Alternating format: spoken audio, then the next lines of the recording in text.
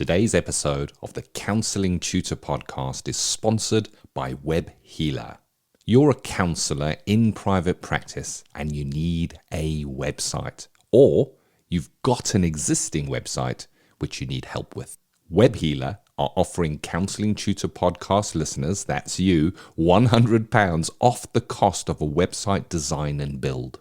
Now, Web Healers specialise in websites for counsellors and psychotherapists. It's what they do. And the Web Healer team provide a completely non-technical, done-for-you solution, leaving you to focus your time on your clients. Operating for 20 years, Web Healer are a trusted resource amongst counsellors when it comes to getting your practice online. So get the package details and claim your £100 off coupon for your new website by going to counsellingtutor.com/website. That's counsellingtutor.com/website. Welcome to the Counselling Tutor Podcast, the must-listen-to podcast for students of counselling and psychotherapy. Here are your hosts, Rory Lees-Oakes and Ken Kelly. Hi, I'm Rory, and with me, as always, is Ken. How are you doing, Ken? I'm well. Thank you so much for asking, Rory. I hope you're well too, Rory. And both Rory and I hope that you are well listening to the Counselling Tutor Podcast. You've joined us at episode 262. And we've got 3 stops on today's journey, starting off with theory and practice, where we look, how does theory come alive in our practice? And today we're going to be speaking about the difference between eclectic, integrative, and pluralistic therapy. And then we move on to practice today, where we're going to be looking at the importance of psychological education for our clients. And finally, in Practice Matters, which is the CPD section, Rory reached out to the National Counselling Society and spoke with Faye Blackwell, Head of Engagement and Development, on the topic of organisational membership and development. So let's get stuck in, Rory, and the difference between eclectic, integrative, and pluralistic therapy. Yes, well, I think this will be quite an interesting topic to discuss in a short amount of time. But these terms are bandied about quite a lot. You hear people talk about integrative, pluralistic, eclectic, but what actually do they mean? Well, my view has always been that integrative therapy is where you integrate 2 or more modalities. And I'll take a very simple example here, where you're using maybe CBT and person-centered therapy. And it's always the blend. So I'm going to talk about the soup analogy. If you have tomato soup and you get a recipe, it'll probably say you need tomatoes, seasoning, water, onions, and that type of thing. And if you just poured those into a bowl and handed them to somebody, you wouldn't particularly have a soup. What you would have is a number of ingredients that could make a soup. And that is the difference, in my view, between eclectic and integrative therapy. Integrative therapy is where the theories are blended. There's a distinct flavour to them, and they're used very skillfully. And there's no seam. You cannot tell where one intervention starts and another intervention ends. And I think that's really, really important. I have a sense that a lot of practitioners are actually integrative therapists. They may be like ourselves, Ken, person-centered by the base, but actually we may bring in other areas to work with. We could, we're going to be talking about psychological education in the next part of the podcast. We could be talking about, helping people with thought books or mind watching, where someone thinks about, those automatic negative thoughts that sometimes pop into our heads that say awful things, and managing those. So, it's a blend, and I think it's really important as if you are an integrative therapist, you have a really good grounding in the theories that you're integrating with. So if you're person-centered, you should understand the model and the personality development that goes with person-centered therapy, the 19 propositions, 7 stages of process. And if you're working with CBT as part of that integration, you should have an understanding of, things like automatic negative thoughts, about being able to, put what's going on for the client, that their irrational thinking in some cases, into context to help them be able to kind of manage that. And as I said at the top of the broadcast, I have a sense that actually a lot of us work integratively, more than probably we think.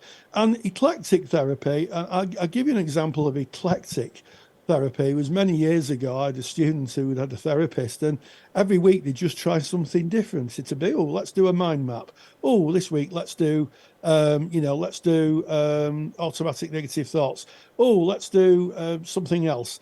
And it just didn't feel like it was too blended in. There is a part of therapy that can use mind maps and automatic negative thoughts, but if they're just pulled out of a hat like a magician, it's going to feel a bit disjointed, rather like having your soup delivered in the raw ingredients rather than the cooked and blended product, if you like.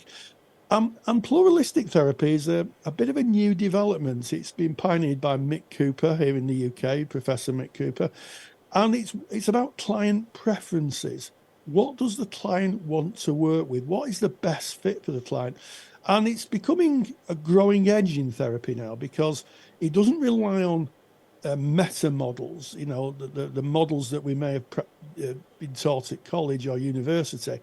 It relies on us working with the client, asking what they want. What is the outcome you want? And here's the thing, part of that could be coaching. Could be a coaching element with pluralistic therapy. It's whatever the client wants. And I would encourage people, if they're interested in pluralistic therapy, to look up Mick Cooper's blog, because he's written huge amounts of it. And clients are wanting, in my experience, clients are more demanding about what they want from therapy. Certainly, if they're paying for it, they may have a certain issue they want resolving. And as therapists, we have to work at their pace and with them, Ken. Indeed. You spoke about pluralistic therapy, Professor Mick Cooper, and relatively recent development in counselling and psychotherapy. And if you're interested in learning more about that, we've got a great lecture delivered by Professor Mick Cooper in our Counsellor CPD library, where Professor Mick Cooper goes into some detail of what pluralistic therapy is and how that kind of works for the client. And I guess, Rory, when I look at that eclectic and I look at integrative for me feels that it integrates. They work well together. It's like choreography. You wouldn't have a piece of music where you would dance the twist, the foxtrot, and the tango in the same piece of music, because it would look and feel strange. It would interrupt you. And I think that's the thing you were discussing earlier when we're talking about the eclectic. It can be interruptive if we are using one modality and then quickly check to another and then quickly change to another one.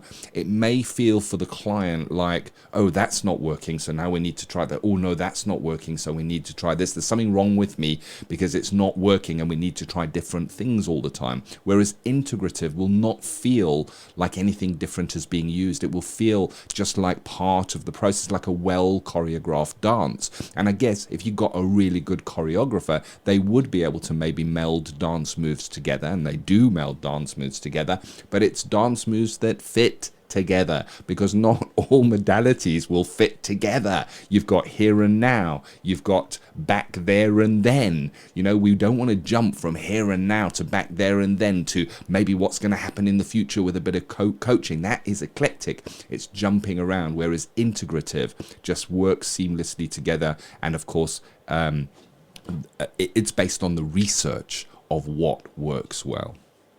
Absolutely, Ken. And I think I like the idea of blending together.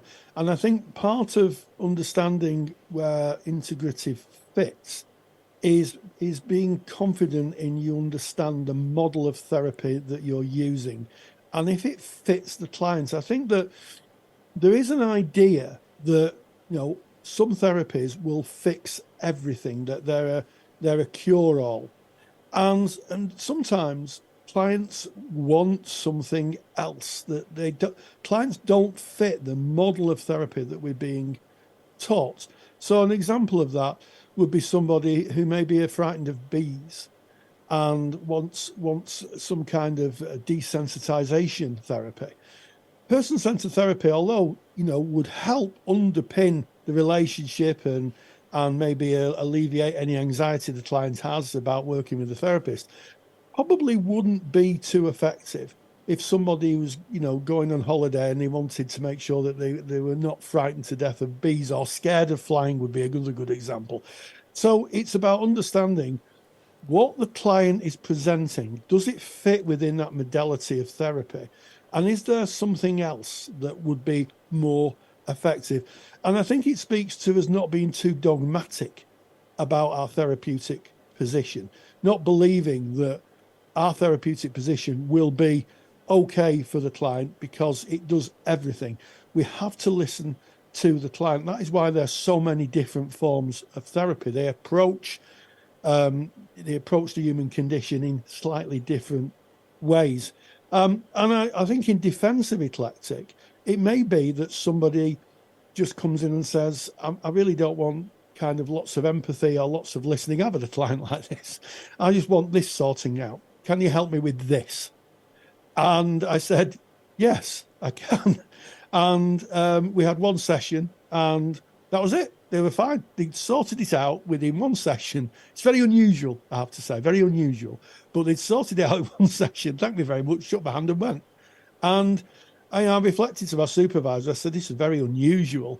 And I said, I just drew on one particular idea. And she said, well, what did the client say? And I said, well, the client was delighted. Client went out, relieved, happy, clearer about what the situation is. And that was it. And she said, well, is that not what you should be doing as a therapist? Ah. Yes. Yeah. There's pros and cons, isn't there? And it all comes back to client, the fit of the client, and of course your training and your continuing professional development. We say that a lot, don't we? So if you're looking at practicing pluralistic therapy, there's study.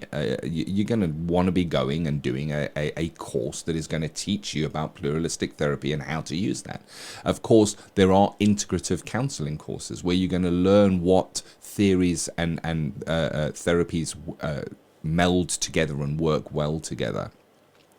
But as you said, Rory, I think that there is more and more integrative working in a practitioner's kind of stable, if you were, through years of practice and self-development, because you're going to be learning more things, you're going to be learning more ways to serve, and they may not be 100% match to your base modality. And take person-centered, for instance, where it's here and now, no leading, no homework, any of that kind of stuff. Well, of course, if you've done CPD in areas and a client is presenting with something where you know that you have information and maybe a technique that might be helpful for them, to not share that would not be in service of that client. So I think it's an interesting time. When I studied, when I looked around, there wasn't much talk of integrative counselling, and not many integrative counselling courses offered that I could find. That was from, we're talking about nearly 10, 15 years ago now. Yeah. Now, if you look around, there's a lot more integrative therapeutic courses that are being offered out there, Rory.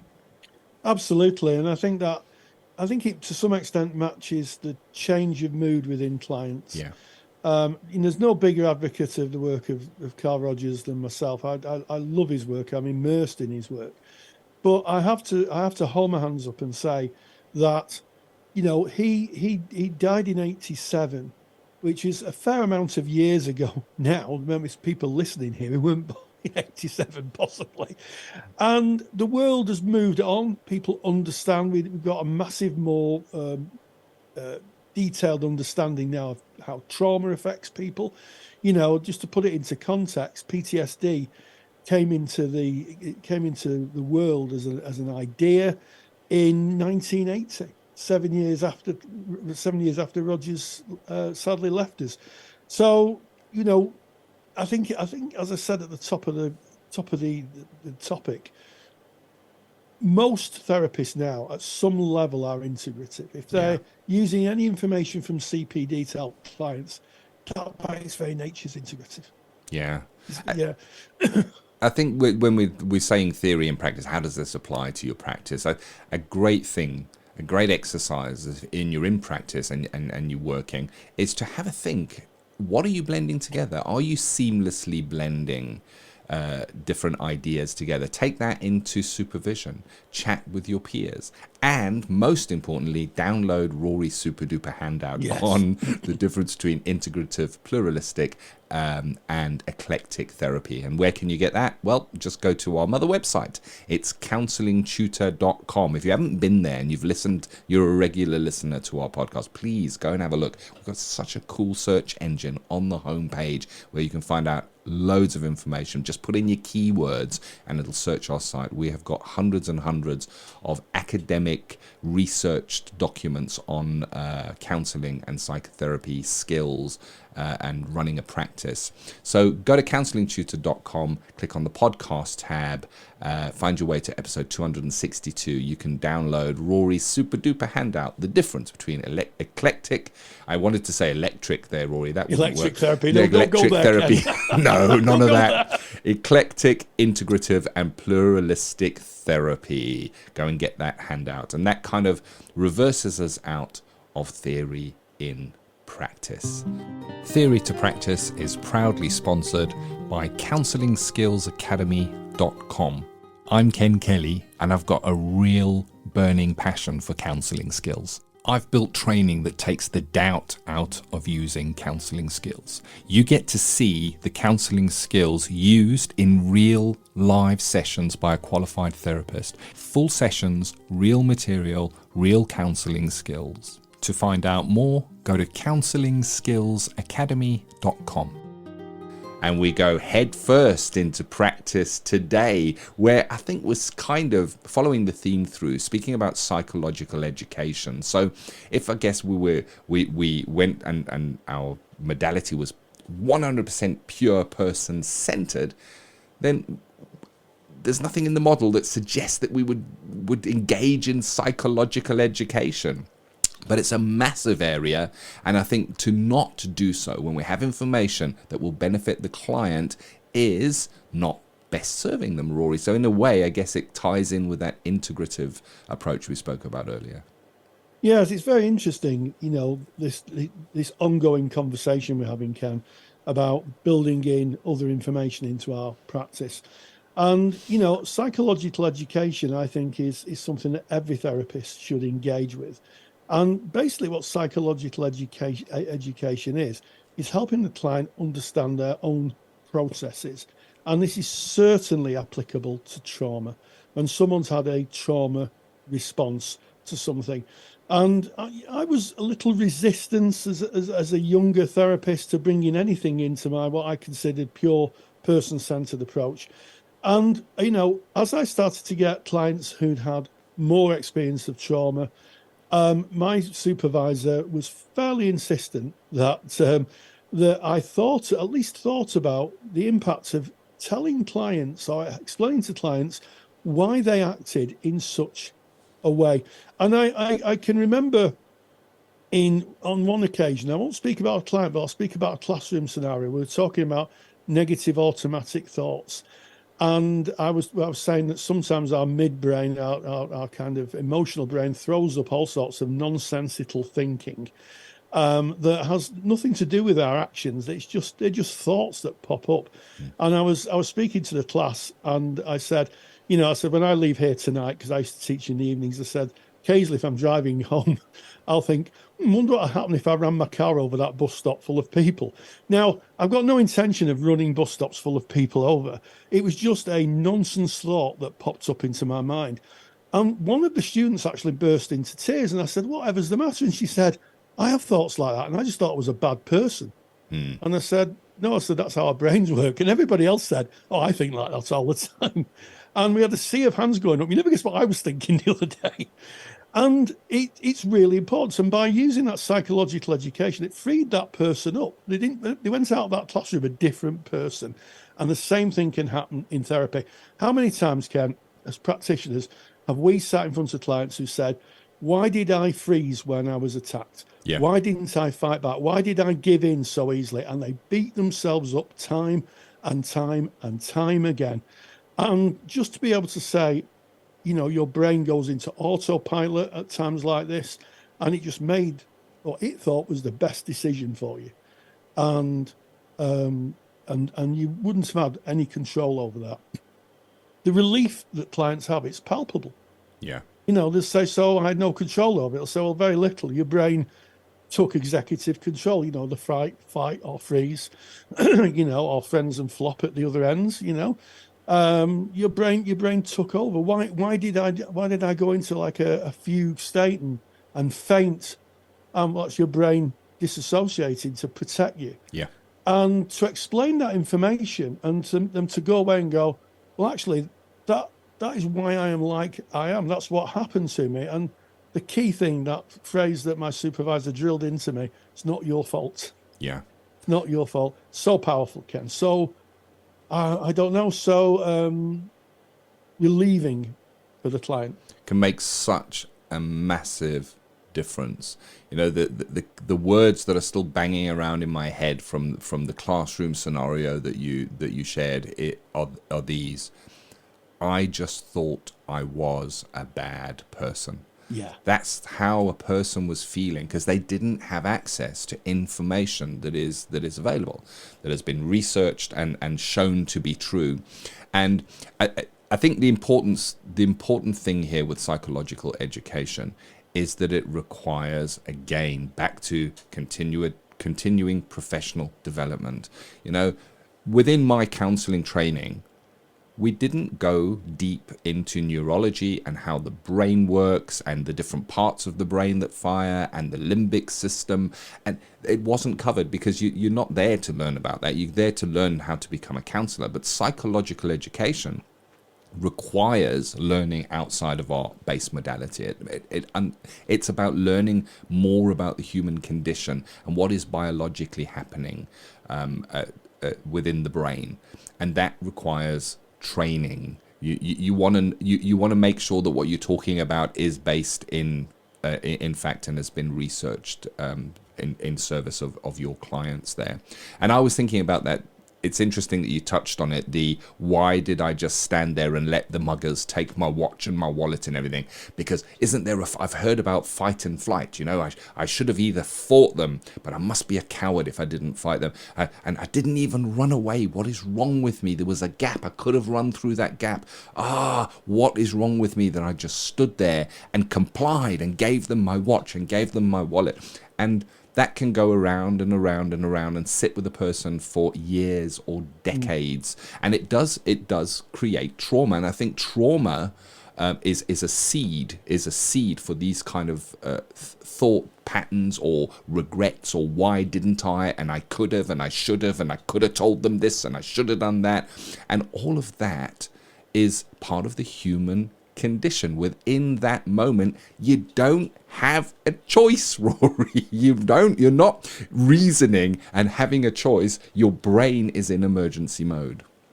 Absolutely. And I like that emergency mode, because that's exactly how the brain works. The amygdala, those almond-shaped little sets of cells either side of the brain start to click in, and they literally set the fire alarm off. And your middle brain goes into overdrive, and it's got one job and one job only, and that is to keep you alive. That's its job. Unfortunately, it doesn't have a clock.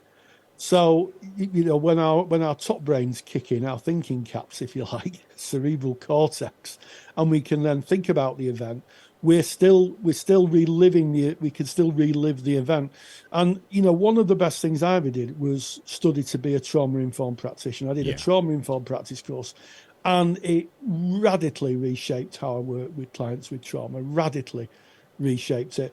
And it's something I'm really, really passionate about, having seen the freedom that clients can gain through having a bit of information that they can understand their own processes is incredible. And I built a trauma-informed practice course. I built a 32-lesson trauma-informed practice course. And if you want to see a sample of psychoeducation, and a free CPD video. If you go to podcast episode 262, go to Counselling Tutor, our mother website, find the tab 262, and in the show notes, you'll see a link. If you click on that, that's a link to a free a lecture on psychoeducation. It's one of the 32 lectures that I've written and delivered on psychoeducation. I even hired an actor to be a client to show how a therapist can stabilize a client if they're into disassociation. So you actually see me working with someone who's disassociated them and bringing them back into the here and now and being safe. And psychoeducation is the beginning of that. I think that it's something that I would say should be taught at first trainings now, because we have so many people present in the therapy room with trauma. I think there's an argument for it to be built into first trainings. 100%. So that, yeah. I'd sign that document, Rory. I'd stand on that soapbox and campaign for that, because it's so true. And I think what was really interesting to me is my view on what trauma was that it had to be some massive event in your life, like a car accident or being mugged. But it doesn't. We're experiencing trauma.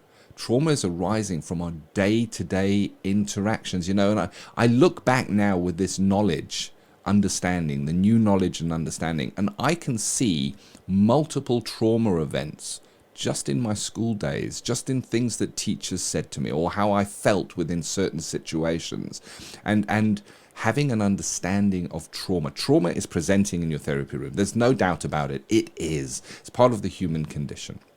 We're prone to trauma, and then from that trauma we will act and react in certain ways that can minimize our life enjoyment. And trauma-informed practice, the course that you built, Rory, is absolutely fantastic. I've seen some of the feedback from the students that have gone through that, and it is exceptional. It's really, really comprehensive.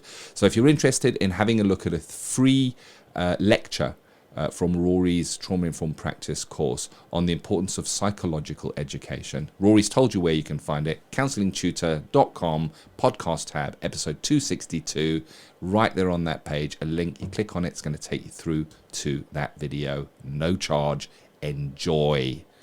So that is it. That's practice today. Moving on now to Practice Matters, the CPD section of the Counselling Tutor Podcast. You, Rory, reached out to the National Counselling Society, soon to be the National Counselling and Psychotherapy Society. You spoke with Faye Blackwell, who is the Head of Engagement and Development, and the topic is organisation membership and development. Yes, in this ongoing series of conversations with the National Counselling Society, soon to be the National Counselling and Psychotherapeutic Society, we looked at all their functions, how they operate as an organisation. We really pulled the curtain back. And I caught up with Faye Blackwell. She's the Head of Engagement and Development, and she talked about organisational membership and development, and also working regionally with groups to help develop psychological and psychotherapeutic input into communities. And when I caught up with her, this is what she had to say. Practice Matters. And we welcome Faye Blackwell, who's the Head of Engagement and Development at the National Counselling Society, soon to be the National Counselling and Psychotherapy Society. Faye Blackwell, you're very welcome. Good morning. Thank you for having me, Rory. So you've come on today to explain your role of Head of Engagement and Development. So I guess my first question is, what is Head of Engagement and Development? What is your role? That's a very good question indeed. Sometimes I ask myself that, Rory. So I've only been with the Society in this role for just over a year now. So it's still very much the role itself is developing and changing as we go along, which actually probably perfectly reflects the role itself, because it's all about representing our individual registrants and members and our organisational members, building those relationships with them and listening very much to ideas, concerns they might have, and adapting that into our values and ethos in the society, and helping us grow in that way alongside our members and the wishes that they have. Yeah, so we hear a lot of talk about listening to members or listening to the public. Organisations always speak about this, don't they? We're listening, there's a lot of listening being done. But it sounds to me like the listening that you're doing is not only taking the views of individual members and organisational members, but also how that adapts the values of the National Counselling Society, how that might inform the values going forward. Yeah, absolutely. I mean, I think our values are very much set in place. They've been at the heart of the society from day one, long before I came along. But it's very much about, I think, reflecting what many of our registrants and members do in their practice, which is about building relationships in a creative way, respecting autonomy of the practitioner and of the client, understanding that sometimes things don't always fit into boxes. And so it's about being adaptable and flexible and creative around that. And so when individuals or organisations come to us with different ideas, we'll sit and listen to that and decide whether that's something we can help support them with, or, as you say, develop and incorporate and embed within our values and ethos as we move forwards and grow. Absolutely, and it sounds to me like there's a lot of different aspects to your role, and some of them are things like opportunities for development, and maybe CPD from professionals and expertise in the field of counselling and psychotherapy. Yeah, CPD is an interesting one, actually, because although to a certain degree that's not part of my role, I'm not involved in the training side of things so much, or courses. My work within the organisational membership department, however, actually interestingly puts me in touch with lots of really wonderful different charities, specialist organisations. Been in contact with everybody from the Ben Ramers Foundation, who work with informing professional skateboarders about mental health, and taking mental health, well-being and awareness out to them, putting them in touch with counsellors and therapists. And so as such, when we get in touch with these types of organisations, we ask them and provide them with the opportunity of perhaps creating some online CPD or training for our members who may wish to access, that specialist information that perhaps they hadn't sort of necessarily thought about before, isn't currently, commonly on offer. I think it's a really important part of the role, isn't it, Faye? Because it sounds to me that what you're doing is you're going out to individuals and organisations and communities, and you're saying how best can therapy fit into your life, and how best can we understand you as individuals. You talked about autonomy earlier on, and autonomy is about individualisation, isn't it? Being an individual. So you Absolutely. Go out. You hear of an opportunity, you hear of a community that may possibly be overlooked in normal services, and then you tailor, you feed that back, and your CPD department tailors or creates CPD opportunities for those communities. So it's a kind of feedback loop, really, isn't it? Yeah, absolutely. Well, and it's just really respecting and honouring, the expertise that some of these organisations have. Some of them are very small grassroots, started sometimes, with a real history that's come on the back perhaps of some trauma or, their own story, their own experiences. And they're building these wonderful different opportunities and organisations that, because, what's really important is it's not just about therapy. So, sometimes it's just very simply about creating an awareness around mental health and well-being much more generally. We've got the recognised counselling services, which is very much about the direct offering of counselling and psychotherapy to individuals, and groups, obviously. However, some of our other organisational members don't offer therapy at all, but they create a space, they create a place where information and knowledge and support is shared to, those specific communities that they work with.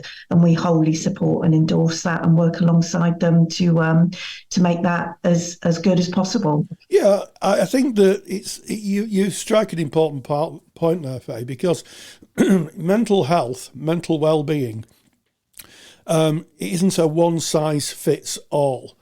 Absolutely. Not at all, is it? And you have to, as therapists, we often talk about, well, I often talk about it, if I'm honest, meeting clients where they're at. You've got to meet people where they're at. You cannot speak a uniform language in terms of mental well-being to people. You've got to speak a language that they understand and fits for them and builds into their lifestyles. We're an incredibly diverse society now, and it sounds like that's what you're doing. And it sounds really exciting, because it sounds like the organisation is really saying, what do you want, and we'll try and accommodate you. Do you know what? That's exactly how I describe it to lots of people that get in touch.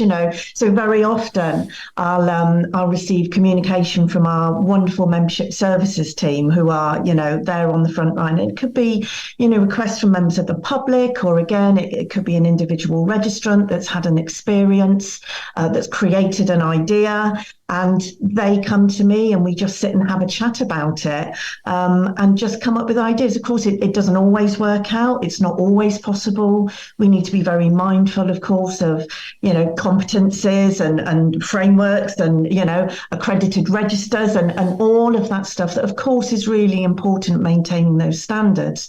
But whilst at the same time, offering that flexibility and creative thinking that can say, okay, well, let's have a chat about this and see what we can do. Let's see what we can do to develop and support you. Absolutely. And it seems to have been such a popular initiative that your department, your organisational membership department, has developed over the years. And I believe there's two distinct categories of your department. I wonder if you could share a little bit about that, Faye.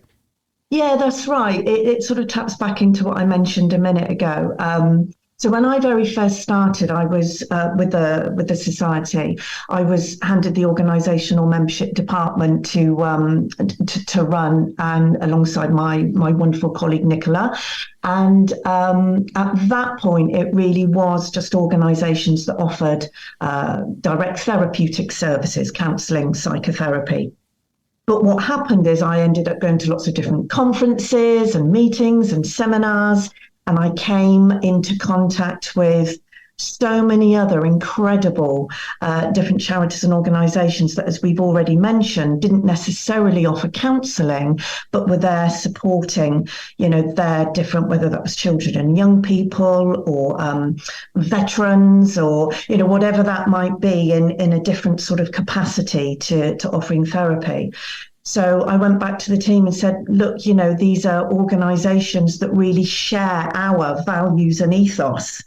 And again, create that relationship with their members and their service users, but not necessarily under that counselling label as such. And so that's when we decided, well, why don't we allow them to become organisational members too? And so that's when we separated the department. So we have, as I mentioned earlier, recognised counselling services, does what it says on the tin, and that will be a very rigorous assessment of any organisation that offers that direct therapy to their service users.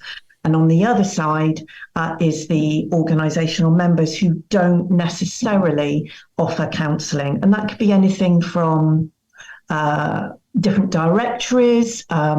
We've also got sort of different tech companies, Paranemo, who we collaborate in different research in advancing technology within the field of counselling, mental health. I've already talked about other grassroots initiatives like the Ben Ramers Foundation. There's a lovely organisation called Back In, who offer substance misuse support in Nottingham, and we're at the moment collaborating on some research with them too. And so many of these relationships have just come from them getting in touch with the society and saying, we've got this idea. Is there anything you can do to help us? Yes. And it might not be something we've ever done before, but again, we just sit, listen, have a chat and work out, is there a role for us? Can we support them in any way? Yeah, so a more of a facilitative positioning, being able to facilitate and maybe signpost and connect people together. It sounds like a really exciting role. I mean, finally, there's a big focus, I think, on regional groups. And, you off air, you talked about the Northern Ireland Committee. I wonder if you could just share a little bit about the regional aspects to your role. So Northern Ireland has very much been our sort of pilot for the development of regional groups going forwards. It's definitely got its own flavour. And we're working closely with our committee out there to support our registrants and members and increase visibility and recognition for the society across in Northern Ireland. Other regional groups, though, are much more member-led. We've got a lovely lady called Sarah who's recently, and again, it's come from her idea to a certain degree, got in touch with us. Really said, I think particularly on the back of the COVID pandemic, that recognition of the isolation of the work those of us in private practice have experienced generally as well, but particularly since COVID. And she really wanted to set up just a peer group, just something very social, casual, where people could get together, have a chat, and particularly focus on their own well-being. Something, as we know, that counsellors and practitioners talk a lot about, but we're not always the best people at practicing it. So to come together and support each other in that has been really important, and that group has been flourishing. And so that's something we really are going to drive forwards. And I would say right here and now, any members that are interested in perhaps setting up a regional group in their own area, do get in touch with us. And we'd be very happy to facilitate and support you in doing that. Well, I think that really leaves me to share with the listener that if you are interested in engagement and development and you want to know more about it, if you go to counsellingtutor.com, our mother website, if you go onto the podcast tab and click podcast episode 262, you'll find a number of links in the show notes which will take you to the different areas of engagement and development, and of course we'll pop in the website address and contact details so that you can make contact. It's been delightful meeting you and talking about an area of a ethical body that is sometimes not often highlighted. So with that in mind, Faye Blackwell, Head of Engagement and Development at the NCS, soon to be the NCPS, the National Counselling and Psychotherapeutic Society. Thank you so much for joining us. Big thank you to Faye Blackwell. Thank you to you, Roy, for reaching out, hosting the interviews, bringing us the information that we need to know. This has been episode 262, Counselling Tutor Podcast. Yes, and we started off with theory and practice. We talked about the differences between eclectic, integrative and pluralistic therapy, terms that are used quite a lot in the world of counselling and psychotherapy, and we tried to do a deep dive into them to try and make them a little bit more accessible.